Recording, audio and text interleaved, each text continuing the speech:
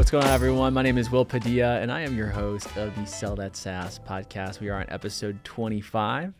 Looking forward to today's episode. Hopefully, everyone is having a great week. These episodes usually release about 8 a.m. or 9 a.m. Mountain Time on Wednesday, so it's halfway through the week. And we're going to be coming at you with some awesome value today from a guest of a mutual connection. A previous guest you guys might recognize, Brent Orsuga. Brent gave an awesome episode on just how it is in the career field, how to interview, what recruiters look for, and how to excel in your career, which was an awesome episode. And I'm here with Brandon Caldwell, and he's a connection of Brent's as well. We met on LinkedIn, and we're here today to have an awesome conversation about Brandon's story and also about some sales best practices and kind of the state of the industry right now when it comes to software sales. So Brandon, it's great to have you. Yeah, absolutely. Well, pleasure to be here. Thanks for having me on the show, man. Yes, sir. Well, hey, so let's kind of rewind back to how we first met and our DM. So I posted, I was looking for some new guests in the Scottsdale area. Brent said, hey, you should have Brandon on the show. We connected. We jumped on a Zoom call. It turns out, both of us are living the life out here in Arizona, enjoying our time, came from a similar background, logistics, now we're in software sales. So I'd love the opportunity for you just to kind of give the audience a little bit of background on you, what your career trajectory was, how you started and moved from logistics to sales, and also just like who you are and, I guess a little bit of background from a personal side. Yeah, absolutely. No, appreciate that. So, currently I'm lead account executive enterprise sales for Denim. We're a financing provider that services the logistics industry. So, but that's how I obviously became familiar with Brent, just being local to the area, being in the same industry. He's a headhunter that likes to go after top talent. So was able to connect with him through that. And, we've just stayed in contact ever since. But yeah, he's a little bit more familiar with my background, which is a little bit out of the normal. Let's just put it that way a little bit. But yeah, so believe it or not, I had my introduction to logistics was a little bit different. Let's just put it that way. I met a connection. We were both going through some things in life. We were in treatment at the time in rehab for some substance abuse, and he worked at a large 3PL locally here in the Valley, and mentioned to me that he thought I would be good at it, and so introduced me to the correct people, and next thing you know, we were off and running. But that was my introduction to logistics. We spent about 3 years with that company, and it was phenomenal. It was just a real good deep dive into the industry, and got my foot in the door as far as developing skills, sales skill sets, and learning how to navigate a sales cycle and do so within the logistics industry, right? And unfortunately, from there, I made some mistakes. Went through some life events that were unfortunate. I ended up having to go, let's just say, give some time to the state government here in Department of Corrections, and came out on the other side of that, just a completely different person, better person, the person that you're getting to meet today, thank God. So, if it wasn't for a lot of blessings in my life and a lot of people giving me a second chance and an opportunity, we wouldn't be sitting here today. So, but sales is the engine that got me that, right? Being able to have that unique skill set and being able to advertise that and demonstrate the value that I bring to the table through sales, and it saved my life for sure. Wow, what a great intro. And also just I can sense the humility and just gratefulness coming from you as you were describing the story. Yes. And kind of where you're at now. If you don't mind me asking, are you Christian? Are you a man of faith? No, a little bit. So it is part of religion. Was a little bit a part of my background growing up. Not so much.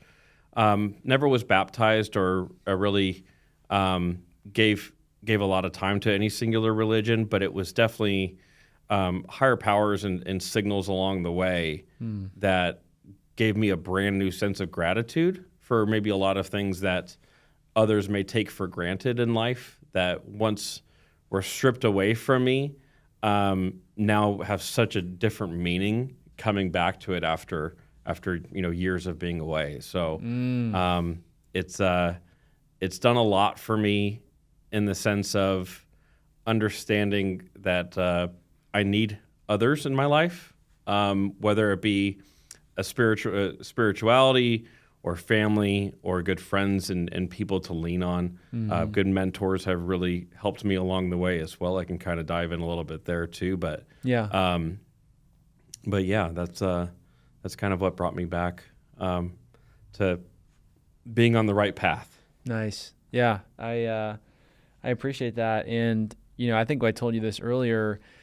You're the second guest that I've had on that, that had a little bit of a challenging time when it came to, spending time in prison. Yes. And transitioning from prison to sales. Yes. And he was explaining the challenge it was to just reacquaint himself with the career in sales, but he also had the same attitude as you, of just extremely grateful. He's got a wife and 4 kids now, and he's doing such great things. So, he was just telling me again, I don't know exactly your situation, but his name is Church. He was the episode where he's a rapper and he's also in sales, and we connected at a church event, and he was describing how you kind of go from everything outside this world to these, 4-cylinder walls, and it's just that's your world now, and you're just staring at concrete. And it got me emotional because it was thinking about all of these things in the world that are moving so fast, and all of a sudden he was describing that vivid picture of these 4-cylinder walls, or four concrete walls. That's kind of like your day. Yeah.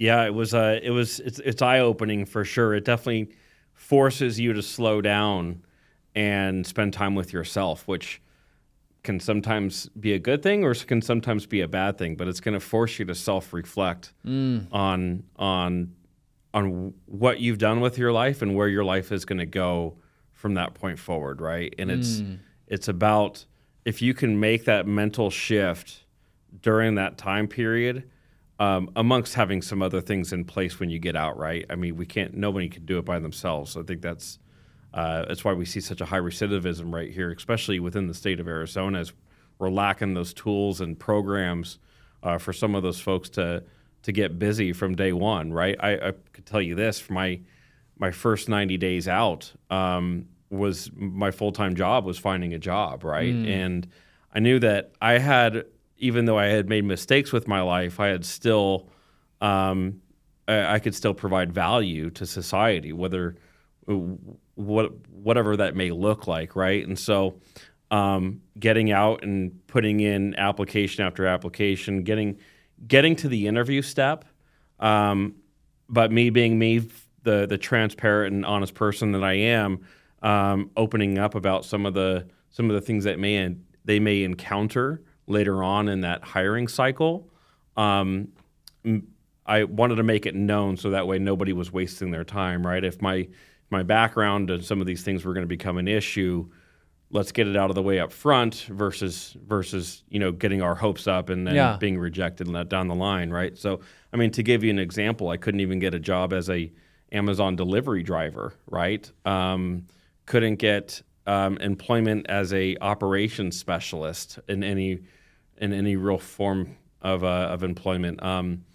So I got rejected by a lot of people, and it wasn't until local family business here, I'll shout them out, Sims Business Systems, which is what got me reconnected into society, and gave me that introduction back into sales, outside sales, and reintroducing me to recognizing my worth again. And that was important. That's if it wasn't for Mark Sims and Justin Sims over there at Sims Business Systems, had a great mentor, and Scott Taggart. He still works in the the business equipment leasing and financing industry here locally. And, if it wasn't for those people giving me that first opportunity and saying yes, that next opportunity with Denim may have been even harder to get, right? Yeah. Thank God for good folks.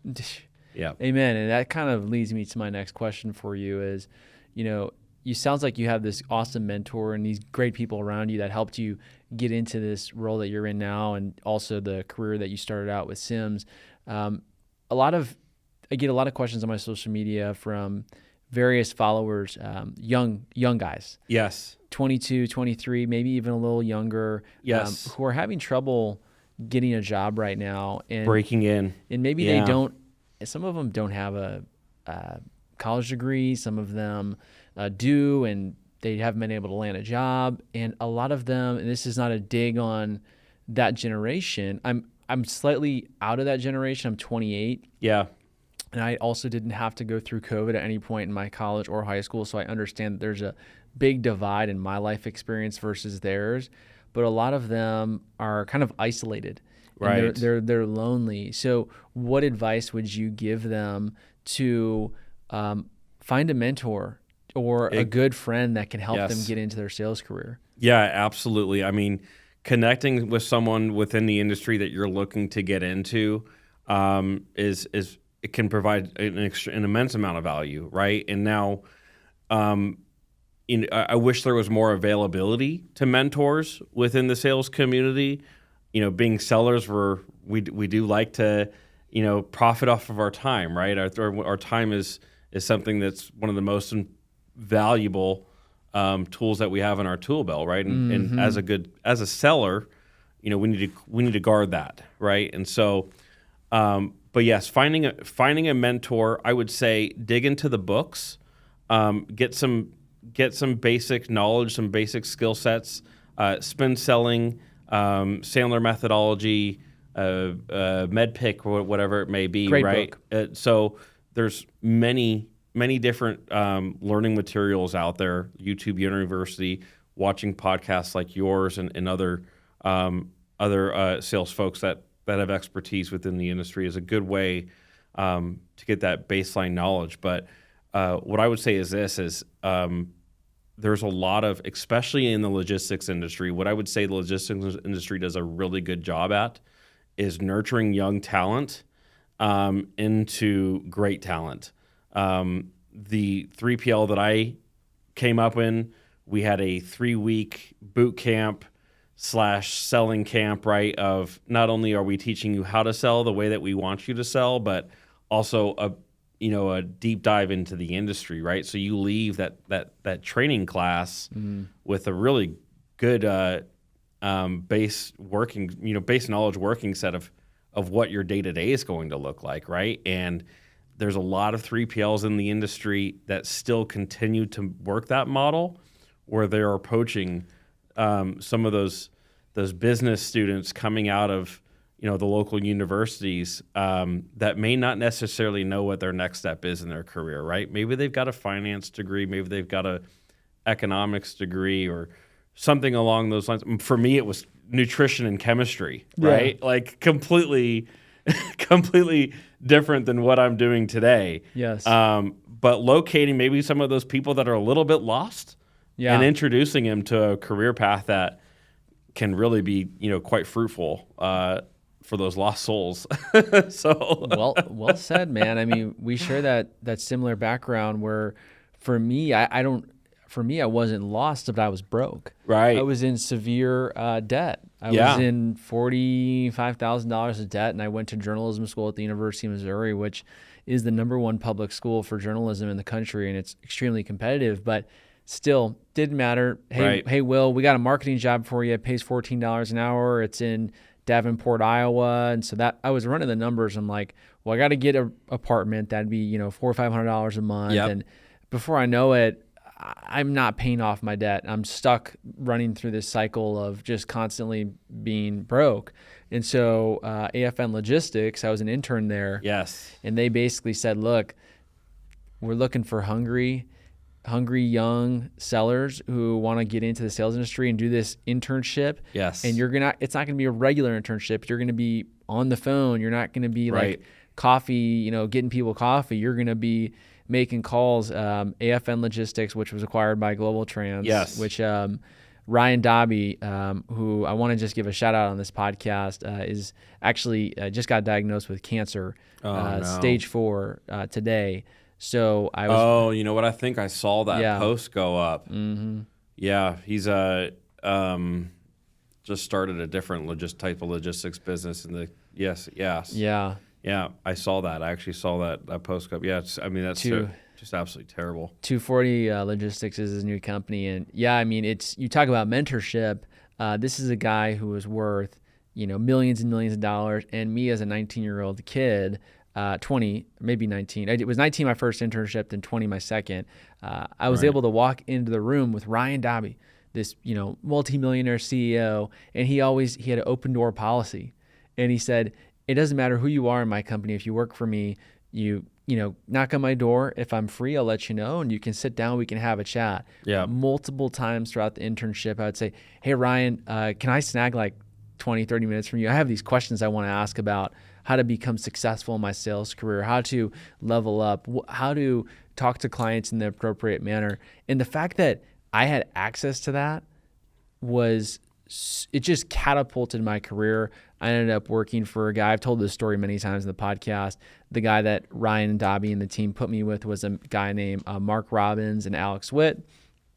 Alex Witt was a early on buyer of the software company that I started in software sales. He eventually showed me the company Grin, which was the company I used to work for. Now I work for Aspire. Right. And he said, hey, I'm about to purchase this company for all my businesses. I see they have a job opening. I think you'd be a great fit.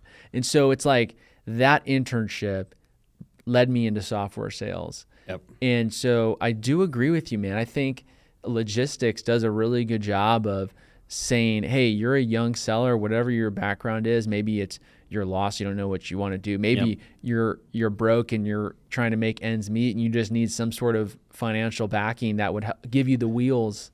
Yeah. Absolutely. I mean, and then outside of the logistics, I mean, I will say this, business equipment leasing and financing may not necessarily be the sexiest job in the world, but that conglomerate of sellers, they all have the dog mentality. I will tell you that. And it's because it's entry-level sales, which is you're going in with a very low salary, right? Yeah, it makes you work. Very low salary that essentially if you are not selling, you are not you're not living the lifestyle that you want to live, right?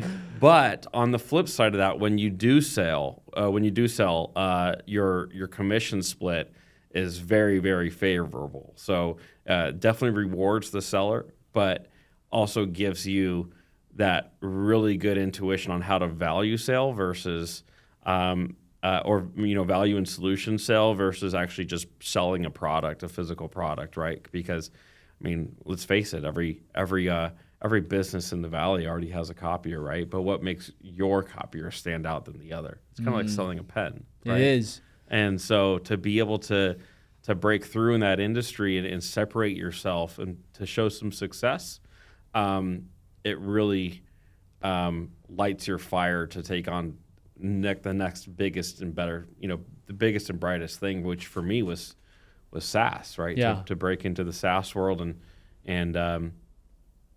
see what that venture would take me down, and it's been phenomenal. What specifically made you want to break into software sales?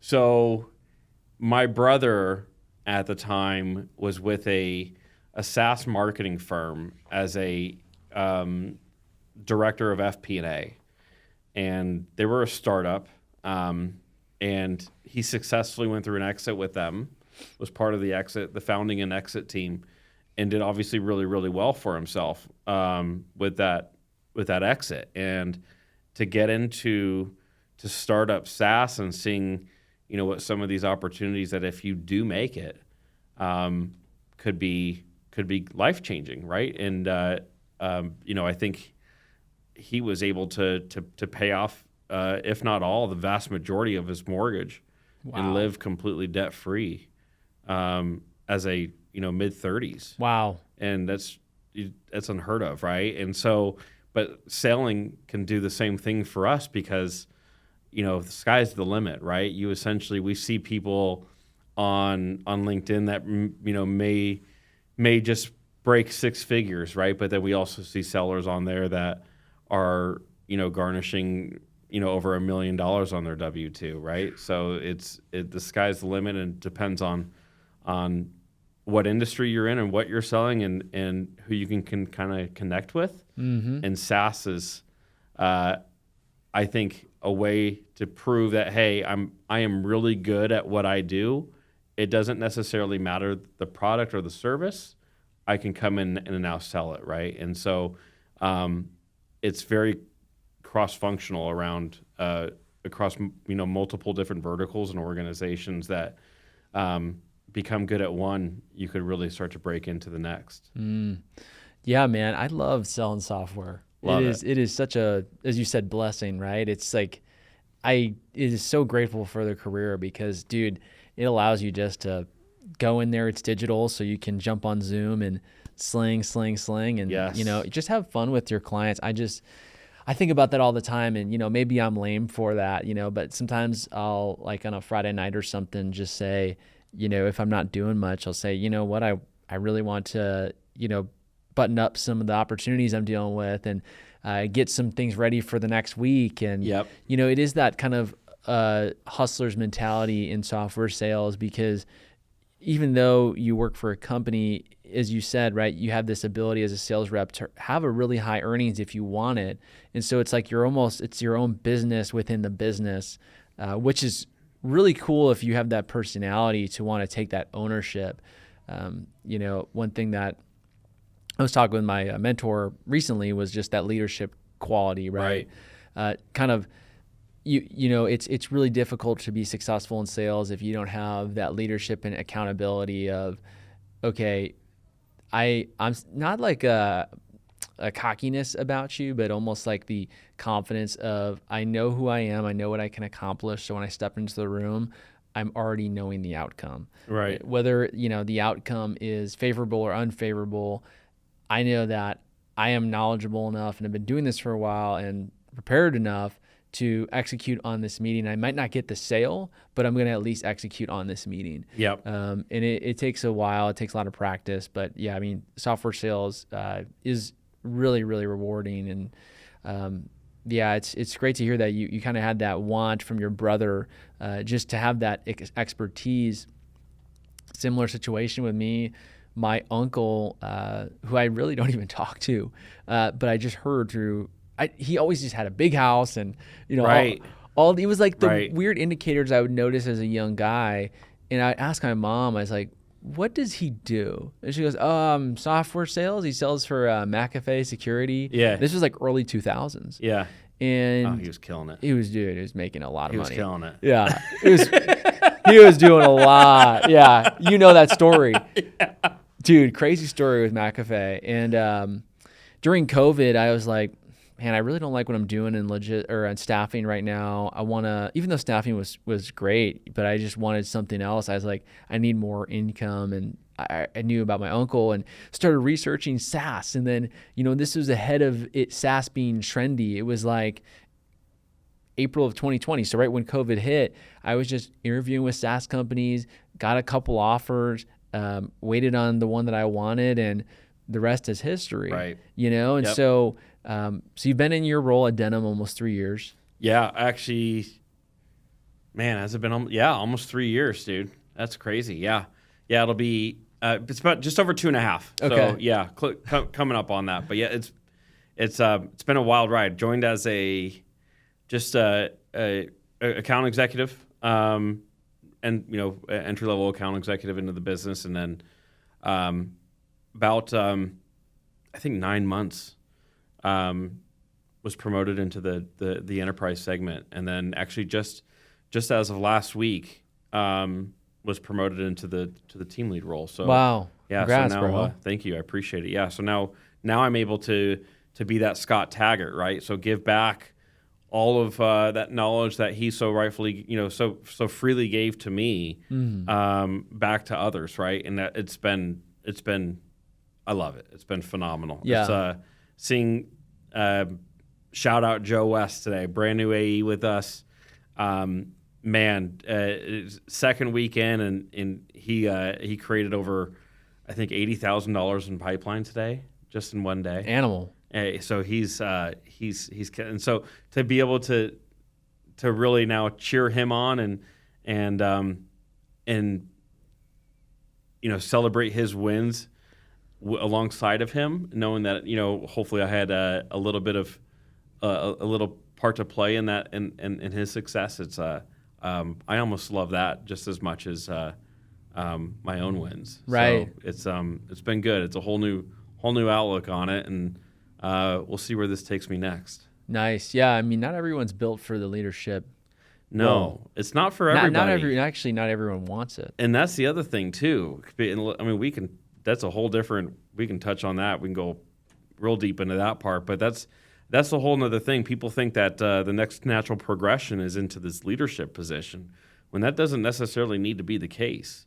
I've seen many CROs or enterprise sellers, let's just put it that way, come out of being the number one at whatever organization that they're with, and go off and start their business as a very successful entrepreneur, right? Just having sat in that seat gives you an opportunity to collaborate with so many different aspects of the business. From I know for me, it's my finance team, my risk team, my underwriting team, all operations. There's just so many different aspects of the business involved in my deals that it gives me this insight to become a true consultant on all aspects of the business, which is that we'll see what happens with that next. Maybe 10 years from now, we'll be starting our own startup. We'll see what happens. I basically, when I joined the career I'm at now, the place I'm at now, which is Aspire. Yeah. By the way, I love my role here. It's been the biggest joy of my career. It's just been like the sweetest gift of just allowing me to really be myself and sell at the highest level and have a supportive team. But I told my manager or my VP of sales when he was about to extend an offer to me. And I said, "Hey, I just want you to know something." And he goes, "What's that?" I go, "I have a side business where I do podcasting and content creation, and I have a very entrepreneurial spirit about me." Right. And whether it's 3 years, 5 years, 10 years from now, I'm not sure when, I do have that desire one day to be a business owner and a CEO. Right. Step out on your own. Yep. And I told him that before he made the offer, just for him to know, like, as you said, being transparent about what you're getting into with hiring me. I didn't want him to be like, "Oh, hey, you're kind of, maybe you're doing some podcasting stuff. And he was, what he said was the best answer. He said, "This is exactly why we wanted to hire you." And it was interesting to hear that, of like, they already knew everything about me, but that's exactly why they wanted to hire me. We wanted someone ambitious, someone that's going to be a little bit tenacious as well. Yeah, absolutely. Absolutely. I am, I think the biggest thing with me, and I'm curious of how you operate as an enterprise rep, because I've never done enterprise. Yeah. I'm always mid-market. Yeah. So I thrive in mid-market. It's where I like to live and make my living. But I've never focused on the competition like my other coworkers. I always just focus on being the best I can be to my clients. That's it. And making it like such a repeatable cycle that I can predict and know where I'm going to land for the month. And, just as you like, thank God for all the blessings that I've had with the good opportunities and continually great clients. And, but, to your point, it's something that, that natural progression would be leadership. Right. I would love to be a manager or a team lead in some capacity at the current place I'm at, because it works, right? But not every place is a place that you necessarily want to jump into leadership or enterprise sales. And so with you being in enterprise sales, transitioning out of SMB mid-market, what has been, like, I guess from you, your favorite part about being an enterprise rep? Ooh, that's a good question. I think the problems are a little bit more complex of what you're looking to solve at times. So getting more into the strategy, solving problems that may not come up on another deal cycle, right? It's just it's something that you might come across for the first time, and the next thing you know, you're going down a whole different path than you would have with a different customer. So some of those deal cycle complexities are intrigue me. I'm just a natural problem solver, so I like to dive into that. I also really like the amount of time that I get to spend with my prospects. So I really end up, by the end of the sales cycle, really have this developed this overall rapport that with some of my clients, I have the privilege of calling them friends even today, Yes. right? And so having that little bit longer of a deal cycle allows me to really develop those overall partnerships with my clients versus just that vendor-client relationship that we sometimes see with a shorter deal cycle, right? Especially if there's a handoff that occurs after the onboarding date, right? And that's a whole nother topic that, yes, but yeah, that's probably been the one thing that I've noticed jumping into these larger deal cycles and longer deal cycles that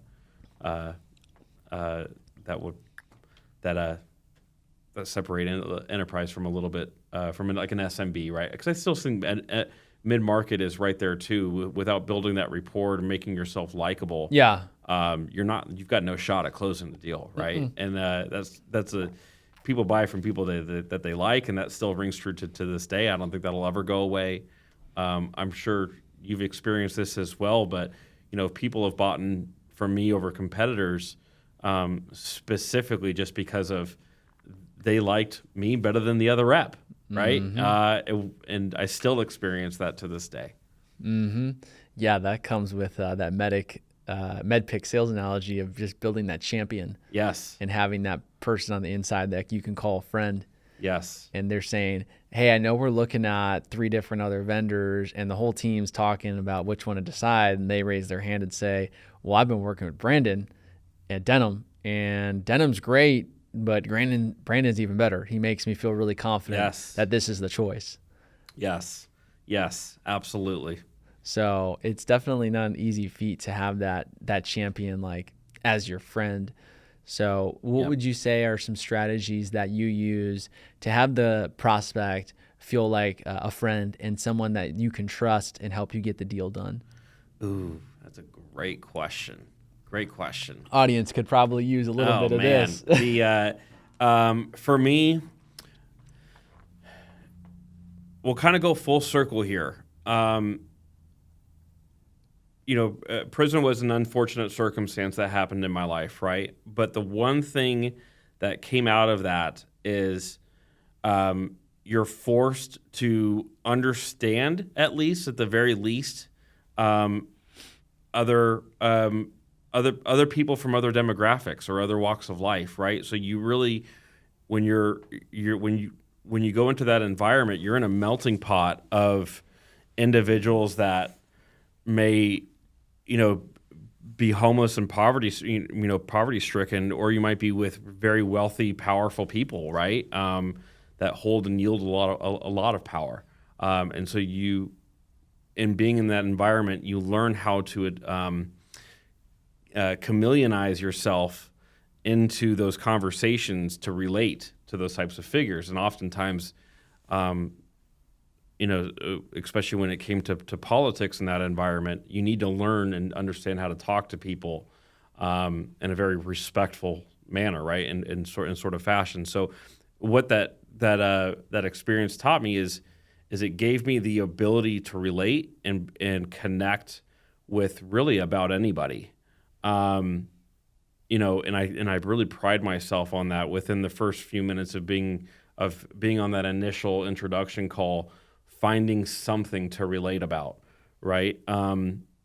cameras on for you sellers that may be at home. If you're operating with your camera off on your meetings, you're failing. In my opinion, you're doing yourself a big disservice by not being able to connect and look eye to eye into your prospect, right? And I still feel like that's an important aspect of being able to connect with people.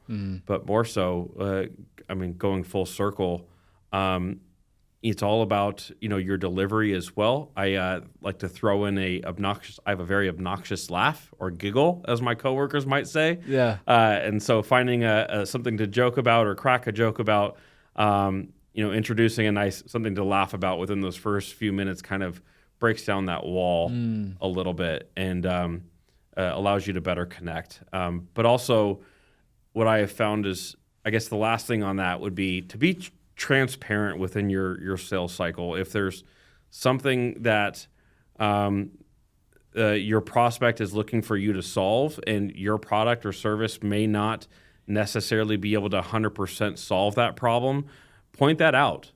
Put a magnifying glass on that. And some may disagree with me here, but what I think that does is it buys you trust with the prospect and understanding that, hey, maybe this may not be 100% where you want it today, but we can take a walk-run strategy into correcting that, to making sure that within a specific amount of time that is now fixed or resolved after we've now onboarded the customer, right? And so really identifying, not overselling your product or service, but relating, hey, this is where we are the expert, but also putting a magnifying glass on some of those key areas that you may fall short as well, and not trying to shove that under the rug, right? And for that to be uncovered or discovered after onboarding, I think it really does you a disservice, because especially for your operations folks, when now they're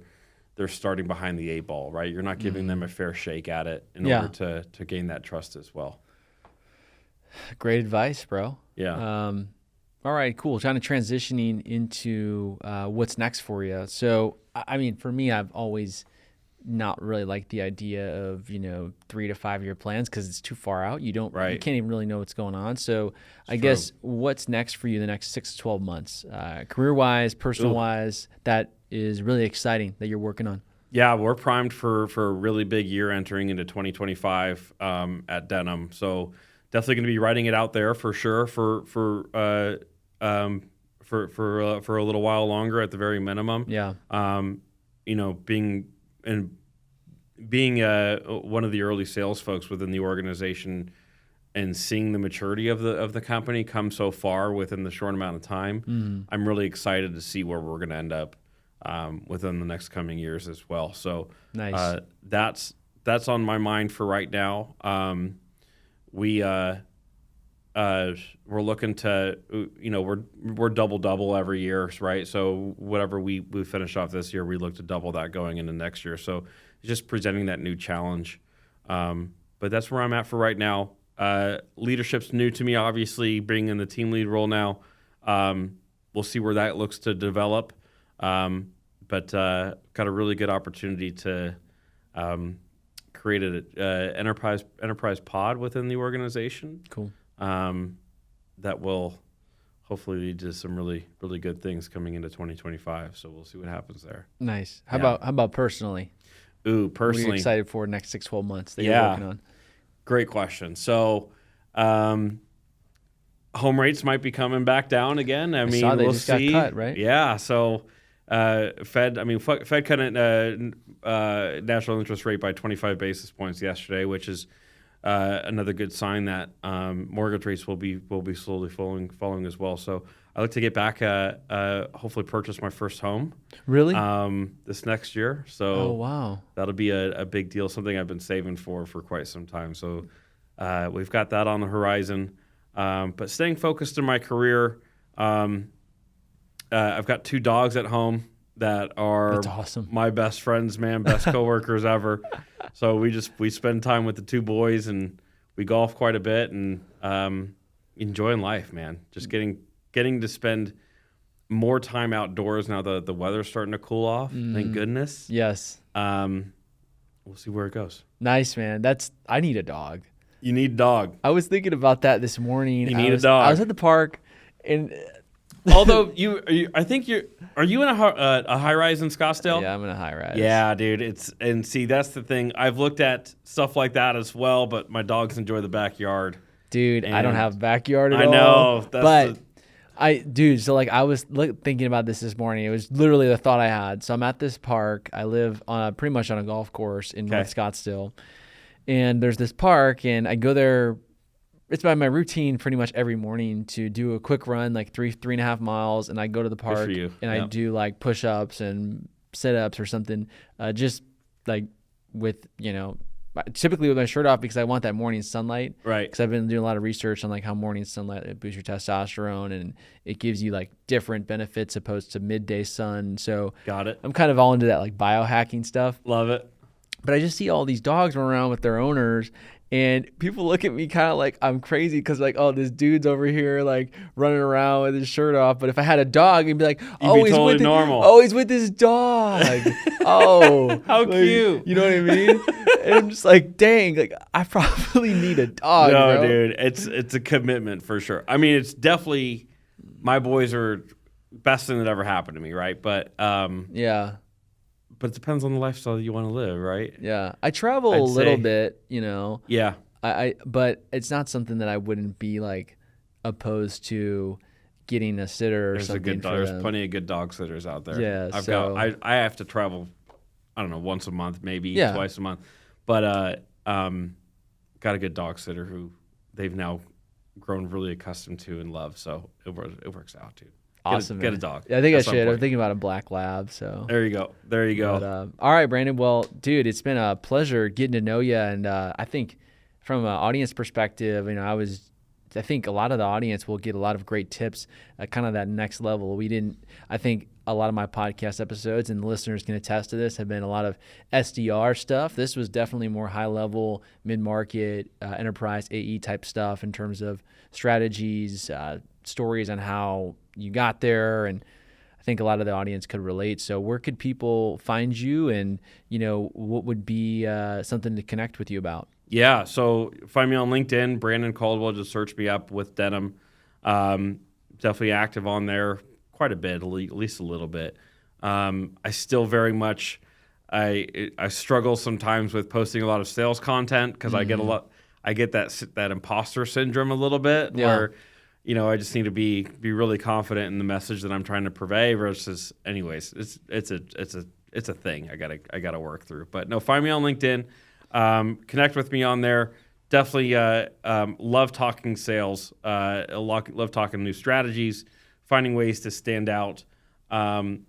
Topics that are top of my mind currently are is sequencing a way of the past, or what are we doing now as sellers today to really stand out in people's inboxes and get them to respond, right? And I've found that more of this video and getting your face out there is definitely helping that. So, but yeah, feel free to connect. I accept all connection requests.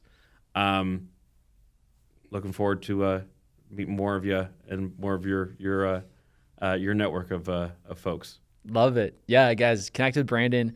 Shoot him in the connection request box that you found him from the Solid SaaS podcast. It would mean a lot to me, and to give you guys something to talk about. So hopefully you guys enjoyed the episode. I know I did. This is episode 25 of the Solid SaaS podcast. Really continually loving doing these episodes, guys. It's really a joy for me, and also to hear the feedback that all different walks of life in the software sales world are finding value from this podcast series. So on to the next one, TBD on who we got. We got some exciting guests that you guys probably know from LinkedIn that are definitely recognizable. So hit up Brandon, and as always, thanks for listening.